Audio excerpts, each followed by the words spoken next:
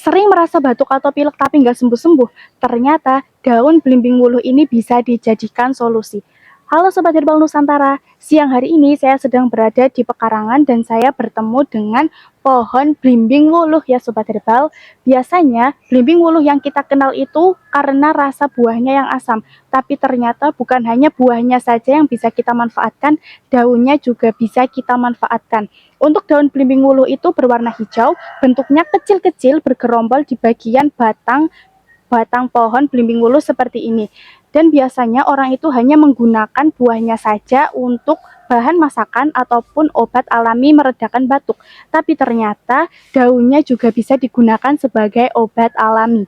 Nah, Sobat Herbal, daun belimbing wuluh ini mempunyai 4 manfaat. Yang pertama bisa untuk meredakan batuk dan pilek karena kandungan antiinflamasi dan juga antibakteri yang bagus banget untuk meredakan batuk, pilek, dan juga sakit tenggorokan. Dan yang kedua, bisa untuk meredakan pegal-pegal dan nyeri sendi. Biasanya yang digunakan itu air bekas rebusannya untuk mengompres bagian yang pegal ataupun nyeri. Dan yang ketiga, bisa untuk mengatasi gatal-gatal di kulit. Gatal-gatalnya itu gatal-gatal yang ringan ya Sobat Herbal, seperti bekas gigitan serangga dan juga alergi yang ringan.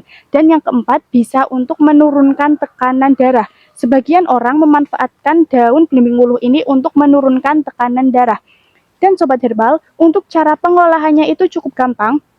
Yang pertama, untuk meredakan batuk dan pilek, Sobat Herbal bisa ambil 7-10 lembar daun belimbing wuluh, kemudian cuci bersih, lalu rebus dengan 2 gelas air, dan sisakan sampai 1 gelas saja, lalu minum selagi hangat. Sobat Herbal juga bisa menambahkan 1 sendok makan madu supaya rasanya lebih enak.